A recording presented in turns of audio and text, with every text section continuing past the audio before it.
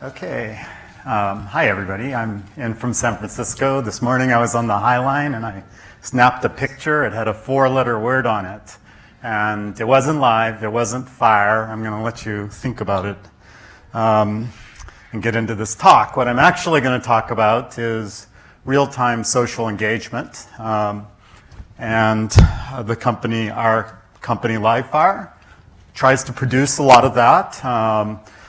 We have a internet SaaS solution that allows large companies, publishers and marketers to do all this stuff on the screen, collect a bunch of social content either on their sites or off of social networks, organize it in something like a content management system, an asset management system, deliver sort of designed experiences out to the internet. So our customers put these social components onto their websites. And you'll see a bunch of examples here as I make the point. When I think about things, I tend to always believe that basically there's some kind of bottom-up account. That in this case, if we're going to explain what engagement is, I believe that there's some kind of atomic actions that compound into these aggregate phenomena.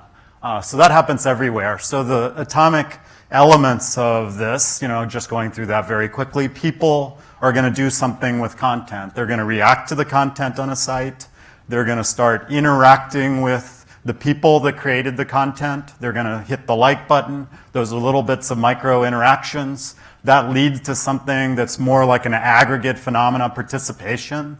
If you do that enough times with a person, you have something like a relationship, and enough people are doing it, and you have an audience and a community.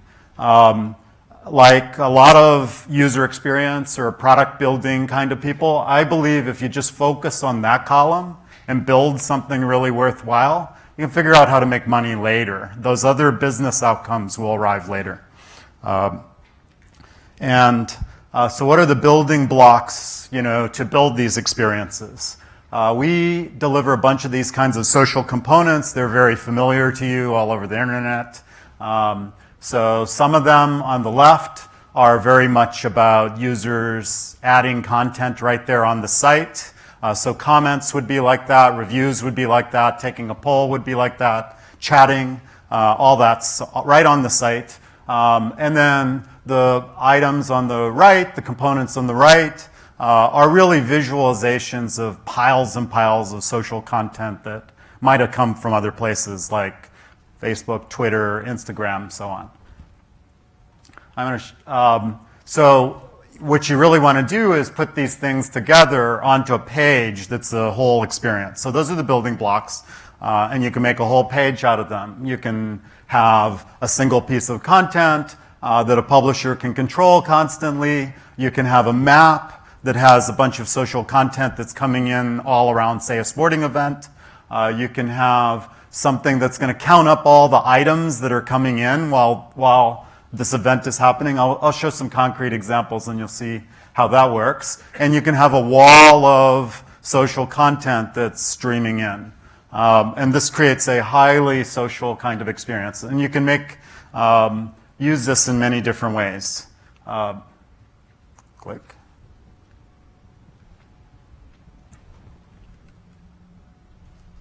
Okay, I already went down the page. Okay, so I'm going to give some concrete examples. So a very typical thing to do with a bunch of those building blocks would be to create a conference site. Another thing, another example of a conference site, this is the Recode conference. It was our building blocks were used on site and also on the internet.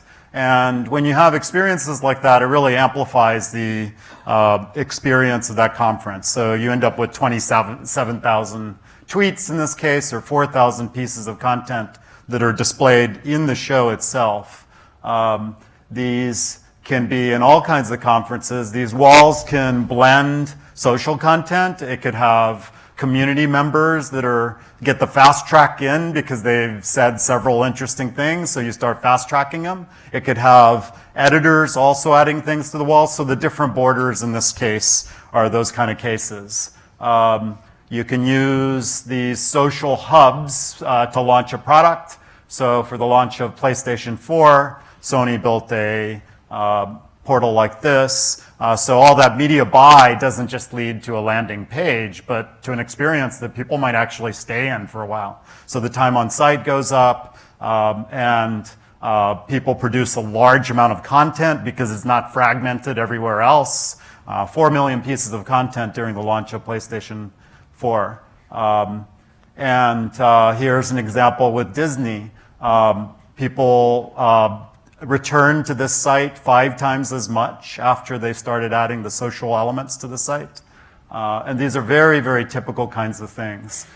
Sears built had a club here after they added this showcase your work element so that users could submit what their favorite projects were, whether they were in metal, whether they were in wood, or whatever else, I guess, plastic, or DIYers could kind of get excited and show off here, and it'd end up driving membership up by a factor of 3.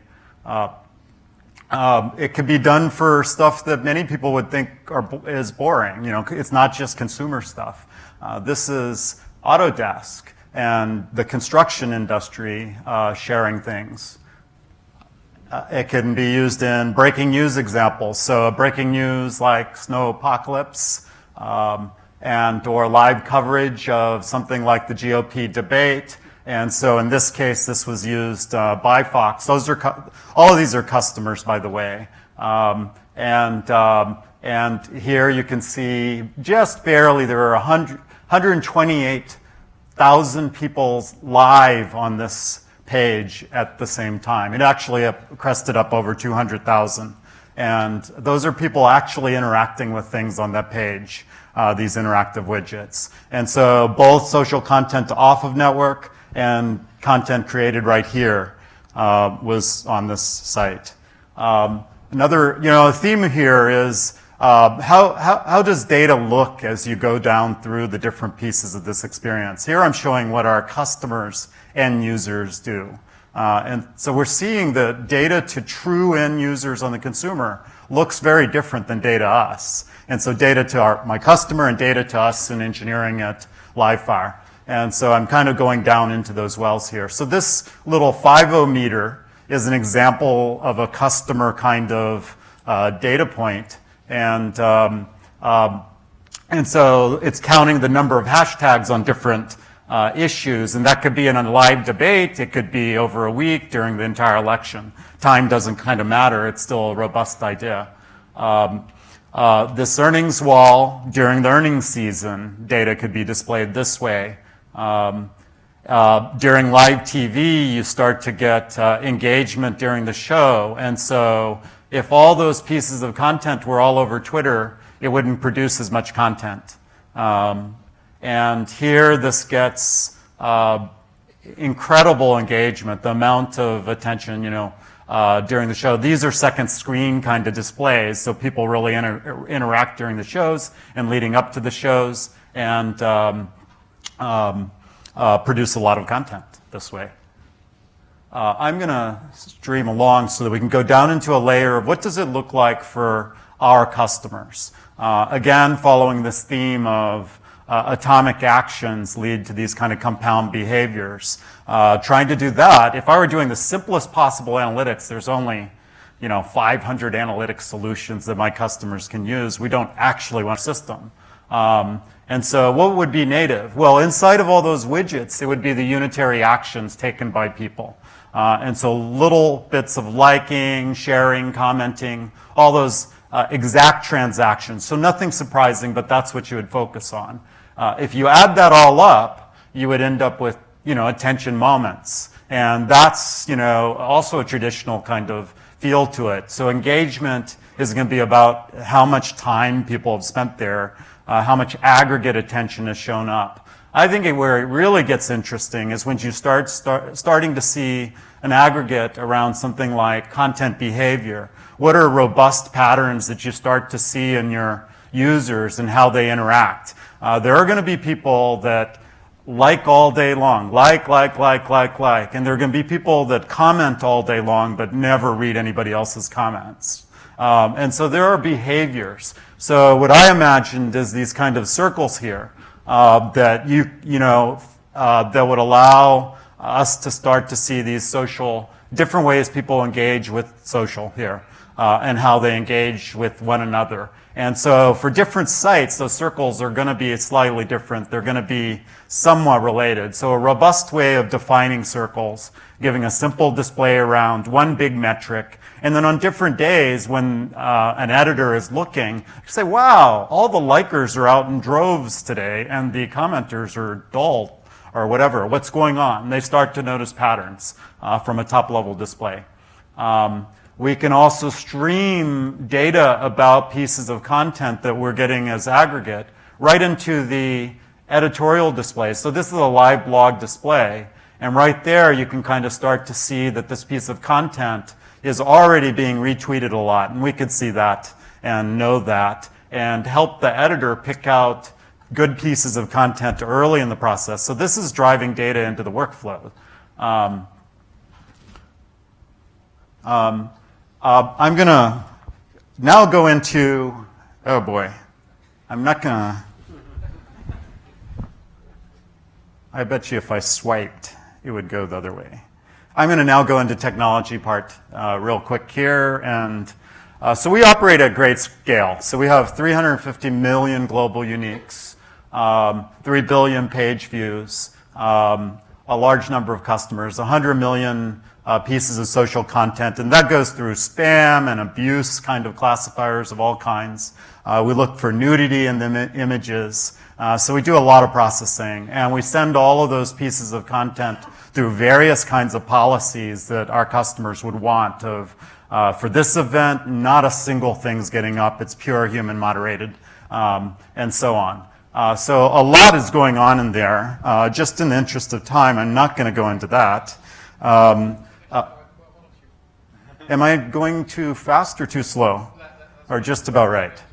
Okay, so this is our architecture. So we have a lot of stuff in our system. It is not a flow architecture. It's a very typical kind of thing you would expect from if you were doing all this stuff. So we have most of it running on AWS.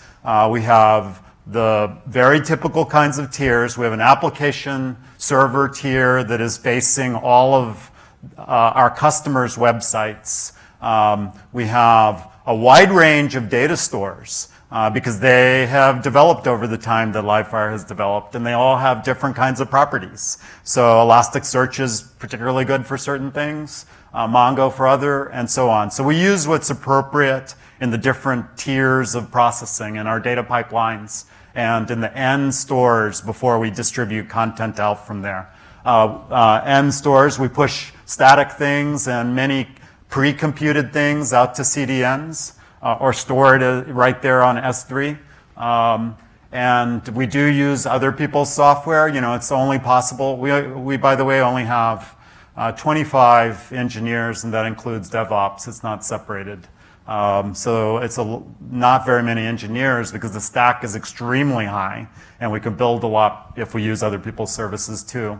We're building out a data warehouse, and that's all on top of cloud-based stuff, Redshift in this case. And then we use many of the open source and various kinds of things that we get from from everybody else too.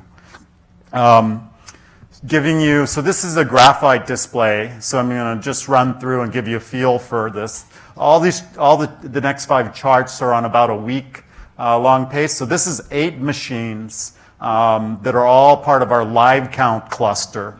And live count's only job is to tell how many people are on a particular page. So this is, it hit 9, or this is our aggregate load. So across all the pages we're serving right now, you can kind of see we'll regularly hit 1 million people live at once. So those are open connections, right? Also, or more than that many open connections often because of how long browsers keep open connections and things like that going on. We got this is stream connection, so we will push content right into these widgets. Nobody is hitting the refresh, right? These widgets are live, so they're streaming content. They operate like ads, except they're content. And so stuff is going into each of those displays constantly. And so these are the requests that are coming in. This is a minute. So we can see 4 million requests a minute. So that's like, that's about like 66,000 requests per second. Asking, these are live streams asking for, sitting there ready to have content pushed into them. We have hit 3 times that number during the CNN debate this year. This is what the Fox Republican debate looked like. So here, if we look on the left side, you can see how massive the thing suddenly pops up. The clusters didn't go nuts. The other curve kind of tells you we still had about a quarter of our capacity left, and we would have been fine. And we could bring more on. We actually added a host in there to see that adding a host wouldn't somehow drop our capacity. Comments, so talking about the flow of social content. This is the flow of content. So we could see 10 to 30 or more, this is on the order of 30 at these peaks, bits of content being submitted, comments being submitted on our comment widgets on CNN and Fox and so on in aggregate. We're also harvesting tweets, and so this is also producing on the order of the same.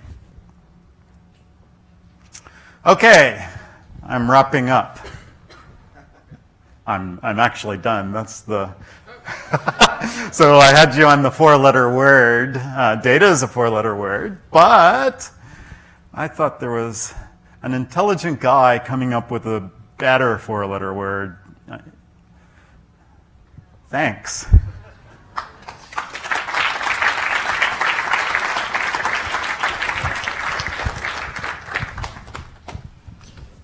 Very cool. Thank you. In the stack, so all of this is real time. What have you found to be particularly working particularly well for real time? I thought there was a little bit of Spark. Is that where you guys are going, or any lessons learned around what works, what doesn't for something that where real time is particularly critical? I think so Spark is relatively new to us. We are starting to operate on, event analytics, all these actions at the end. Our first step was really to send them off to Omniture or to SiteCatalyst, Adobe SiteCatalyst, or Google Analytics, where most of our customers want the data. We're going to generate 80 billion plus events a month, so it's a large amount. So we're just getting going on that part of it. Now, in terms of the broader question, what lessons learned in building real-time experiences, I think the thing that so I've been at Livefyre 2 years. Livefyre is about a 6-year-old company. It's actually the first company I've joined since leaving college, and I'm not a kid, right? So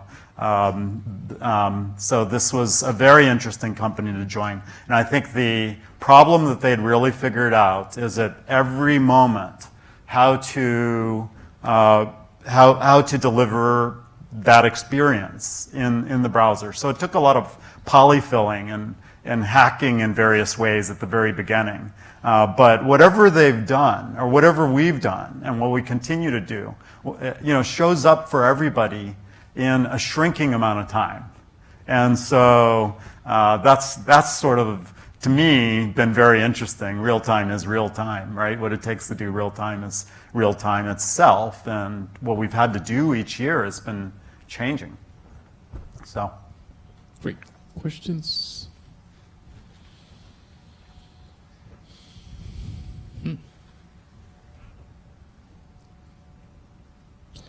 Where's the Andrew? Here? Somebody? Okay, there you go. This one here.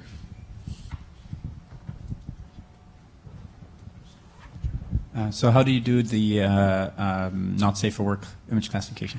oh, that's interesting. Yeah. So we so there's text classification, there's image classification going on here, and the text classification we have safe. We call it spam, abuse,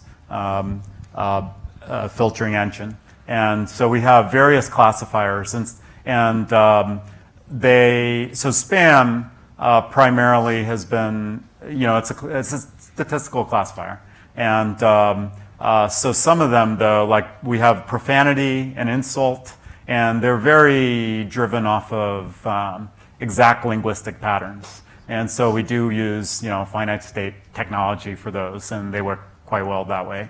And then there's also bulk detection. If we see the same message coming through in bulk at certain kinds of paces, we'll be able to trap those out. For the nudity filter, we're using some of the image network and using Caffe, speaking of a good piece of open source software, or openly available software. Hi. I was wondering if there's anything predictive about the client dashboard. About the client dashboard. Yeah, so what they see. I think there's nothing that's built into our client. You mean our end user client dashboard, right? Our customer dashboards. Those are just emerging for us, and so our first step is to build the warehouse for ourselves, so that we could start playing with the data. Once it's in Redshift, we will start playing a lot with the data and looking for things. I mean, we can kind of predict certain things in our own infrastructure by just watching after a while, and so we go, well, how do we provide those kind of detectors to us on our infrastructure, and then onto our customers and their flows. All right, one last question over there. Hi, I was intrigued by when you said you use finite state technology. Do you mean it's a rule-based technology? Yeah, it's basically it's feeling like an archaic method at the moment, right? In computational linguistics or natural language processing, we're certainly in a rise of statistical-based approaches. Sort of kicking butt on symbol-based approaches, and so. But a previous company that I was in was very much about grammar-based approaches, finite state technology. So, do you use any kind of platform like Gate or something like that? Like what? Gate or UEMA? Or No, I mean we do stuff that's rudimentary, modeled along that line. We have word lists, we have regular expressions, and boxes are so fast right now that you can kind of pull off a lot quite well. All right, great. Thank you very much. Appreciate it. Yeah. Thank you.